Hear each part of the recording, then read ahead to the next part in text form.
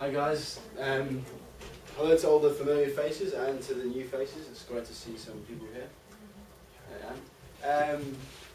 We've had the pleasure of inviting Stephen Danelutti down here tonight. He's Chief Web Designer of Netociety, and he's been working at the Surrey Research Park. He's been doing work for the team over there, trying to get like a communication web-based piece of software up and running so that suppliers can talk to businesses and businesses can communicate with one another.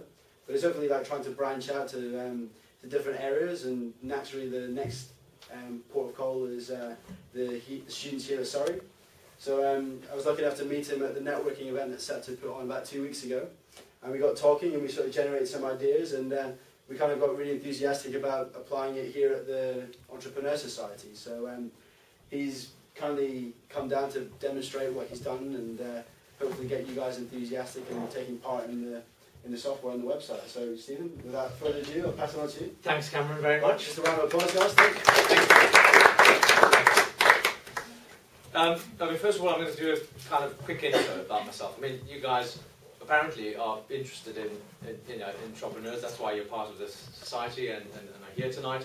And I'm going to talk a little bit about myself, my background, and hopefully it's of interest. And then I'm going to take you through what I've done, in terms of setting up this platform that Cameron mentioned for you guys, and see how maybe you guys could use it for your own purposes here at the in the Entrepreneurship Society, but also possibly for other things.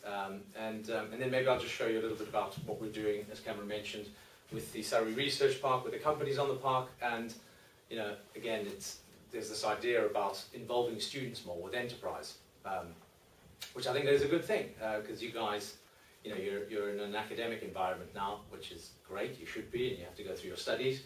But at some point, you're going to go into the big bad world of business and commerce, and you have to earn a living. And I mean, the sooner you come into contact with it, the better, I say. And especially if you want to start up your own business, and I'd assume that probably for a large part of you, that might also be an objective. Being in an entrepreneurial society would probably mean that at some point you want to start up your own business, so that's even more important, to have an understanding about business and how it works. So just a little bit about myself. I mean, we were just talking about it. I was born in South Africa and in Johannesburg, and about 15 years ago, I left to come live here in London.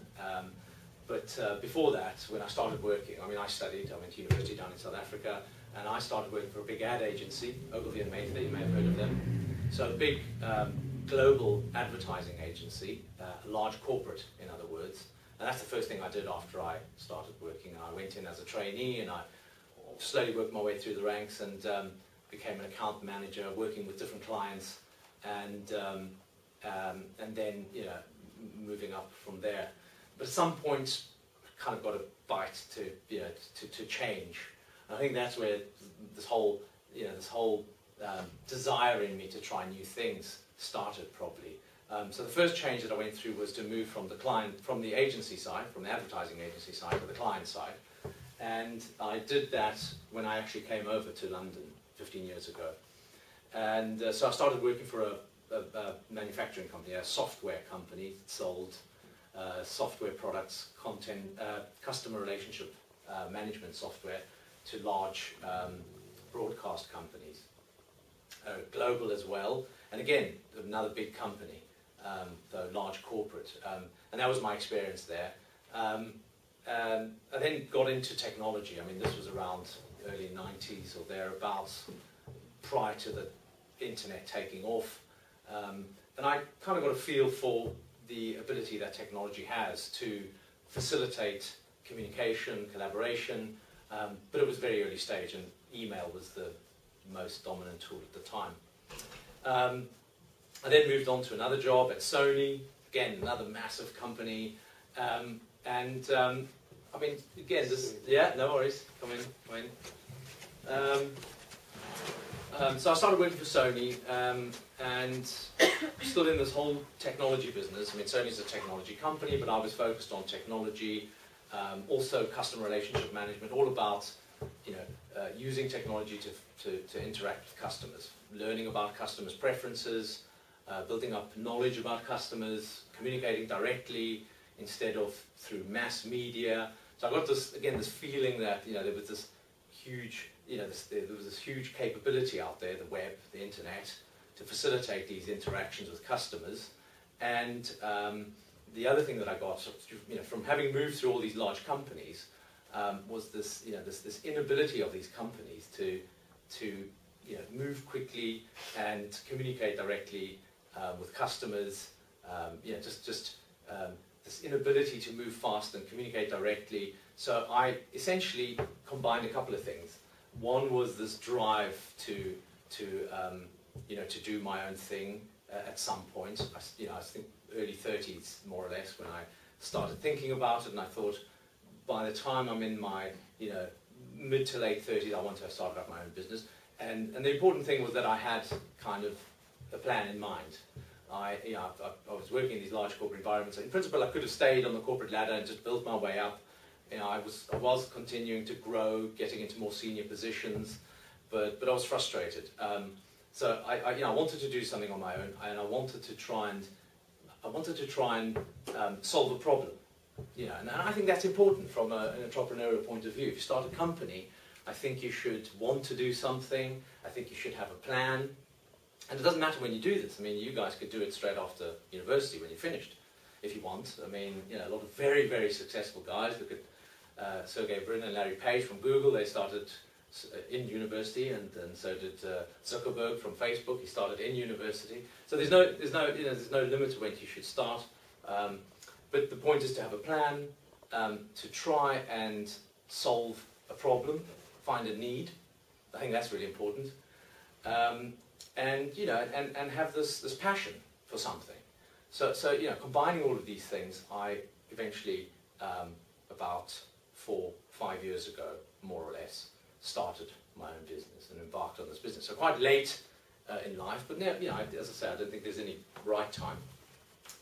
And essentially it was to deliver software solutions to corporate customers, companies that I had previously been working in, and I knew a lot about them. I knew how inefficient they were in terms of communication internally and with customers. I knew there were really, you know, there were lots of things that could be done to improve things for them. The internet had come a long way. I mean, this was like, you know, mid-90s, mid-noughties, 2004, 2005, thereabouts. And, you know, we'd had the dot-com boom and bust, and then the internet went through kind of a second iteration, Web 2.0, so-called. I'm sure you guys are all familiar with it. And you probably use all of the tools. You're all on Facebook, no doubt, or whatever it is you use, Twitter, Bebo. But anyway, you know, the internet had evolved and had gone through this cycle of innovation, in essence. And the internet, the technology, had become more kind of more efficient, more social, as the word goes in the street, more or less. So you know, it was a perfect time for me to leave, you know, and start up this business at the cusp of this new kind of trend in software, social software, which allowed companies to communicate with customers amongst themselves. And so essentially I started up the company, and we started out reselling software, and we took a wiki. I don't know if you guys know about wikis. You know about Wikipedia, I'm sure, right? You've heard of Wikipedia, you've probably used it a lot. But we basically took a wiki product, and the idea was simple, really.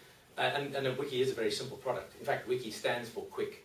It's a word. I don't know, some I think Caribbean country. It's a language. It's a word that comes out of their language, and it stands for quick. And it is really a simple way to edit a website, essentially. And but with a very simple way, you can deliver lots of things. I mean, look at Wikipedia. It's become a reference work that's used by the global population, and it's very collaborative. You know, anybody can come along and contribute to it. And you know, so the principle is really easy: create this environment, this platform, this web platform, where people can come along and contribute to it, contribute knowledge, essentially, about different subjects. And so